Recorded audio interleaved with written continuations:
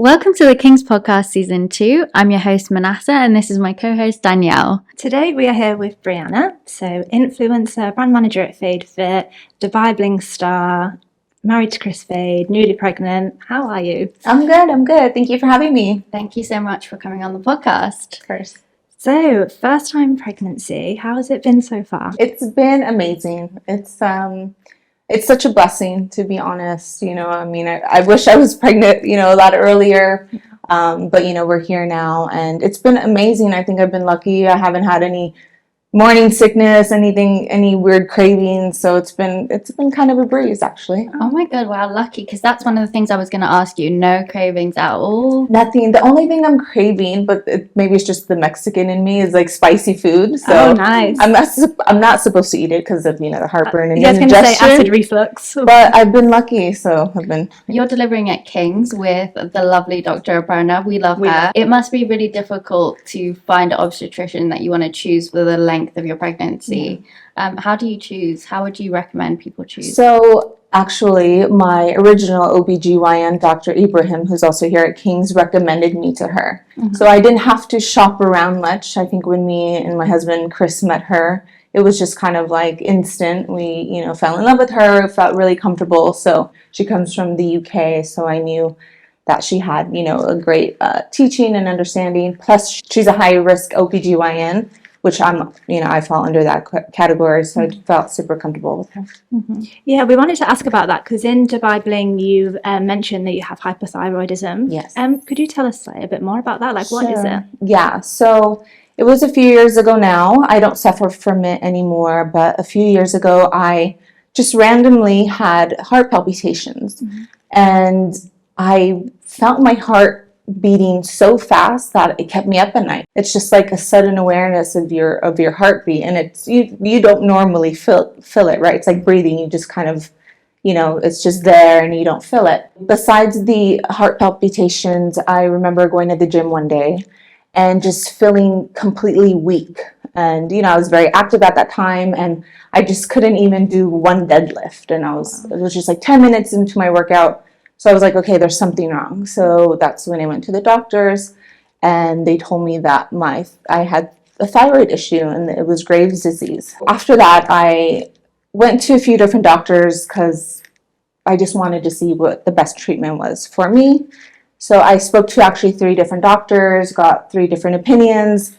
I was told to go on medication. Another doctor told me to, change my diet, be gluten-free, and then another one kind of gave me some herbal remedies to take. So I kind of took all 3 advice. Yeah, it changed my life just for a year. And after that, I was, free of Graves' disease.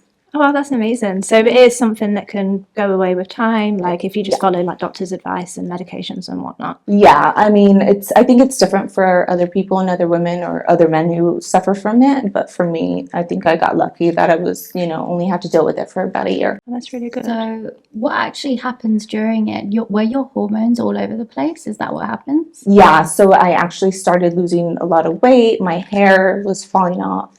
And just a bit crazy at the time as well. So I knew there was something wrong. So with the Graves' disease, was it the medication that was stopping you from getting pregnant? Yes, it was. So my doctor told me that during that time to, restrict from trying to get pregnant.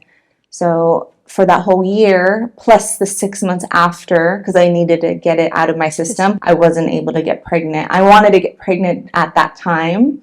So it just delayed the process. And then I actually went back to the doctors after I was in the clear from the medication, but then was told that I had a fibroid, which then delayed my journey even more. So is the fibroid what classes your pregnancy as high risk? Yes. So I had to have a keyhole surgery with Dr. Ibrahim here at King's. Mm-hmm. I had an amazing experience with him. That held off me trying to get pregnant for a few more months as well, because the fibroid was in the uterus. So they had to, cut my uterus, take out the fibroid. And this is also the reason why I have to have a C-section when I deliver. Oh, interesting, Mhm. interesting. So how are you feeling about the delivery? So when I was actually told that I had a fibroid, I was a bit hesitant to get it out because I wanted to have a natural delivery. Like I wanted, this is my first child. I want to like feel it all, right? Like I want to go through the whole experience.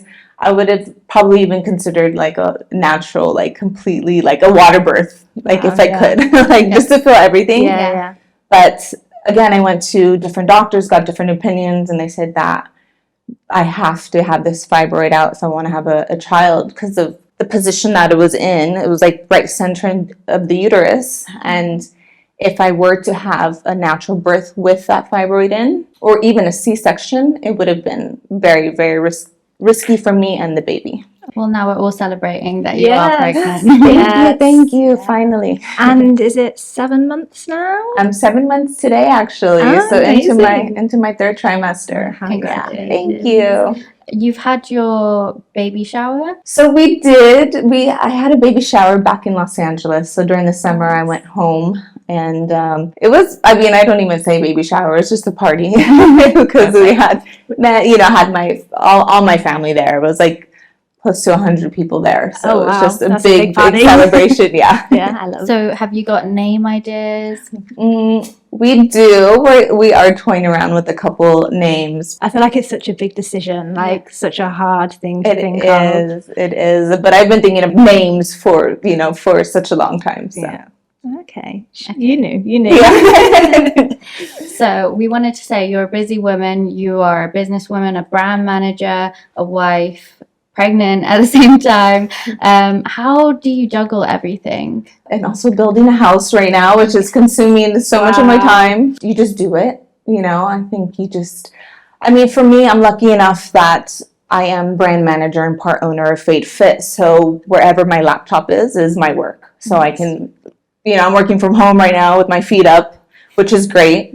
And we have a great team for Fade Fit. So things run, even without me having to be always like checked in. Building the house though, it's taking a lot of my time. There's so many moving parts with that in terms of the construction, interior, lighting, AC, like everybody told me just, that it was gonna, envelop my whole life, and it definitely has. It's, it's our first house. It's our dream home as a family. So very excited. So I'm all for it. And and I work with my husband too. So it's, I get to spend a lot of time with him. Yeah. So it's been great. Yeah. I feel like you have a lot of fun together as well. Like we do. Yeah. Do you have an expected time for the house to be ready? So, I'm due in November, end of November, and we wanted to be in there before the baby came, but I don't, things happen, with permits and delays and this and that. So I think we might be in there like closer to the end of the year. So maybe a Scorpio or a Sagittarius baby. Yes. So, I think a Sagittarius. Yeah. Nice. Sagittarius.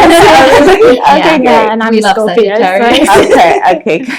So you have a dog. I saw on your Instagram. Yes. Could your dog tell that you were pregnant? You know what? I'm not too sure. I have 2 dogs, actually. 2 little Pomeranians. Cute. They're my babies, my fur babies for now. I don't know. I'm not too sure. There's nothing, they loved me already, They always want attention. They always want to, like, be on me.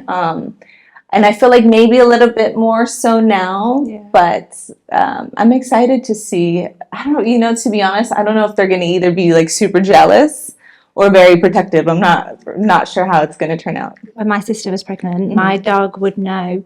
So whenever we used to bath her, she would never ever get in the bath. And then as soon as my sister was pregnant, she would let her pick her up. She would do everything. Like she just instinctively knew that, I don't know, she was carrying a child and she needed to be like careful with her. So I feel like dogs are great. Yeah. It'll be exciting to see how they are with the baby. So we like to end the podcast by asking our guest a secret. So we would like to know, what is your secret for managing pregnancy? Do you have any like top tips? Anything you'd want to share with other like newly pregnant mums? It's my first pregnancy, like managing a business and building a house and being a wife, it's all new to me. Like, having everything at once and juggling it all. So I don't know. I think the secret is just do it, and just kind of go with the flow, live in the moment, and It day by day. take it day by day. Exactly.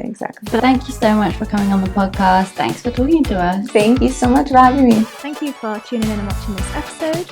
And we hope to catch you in the next one.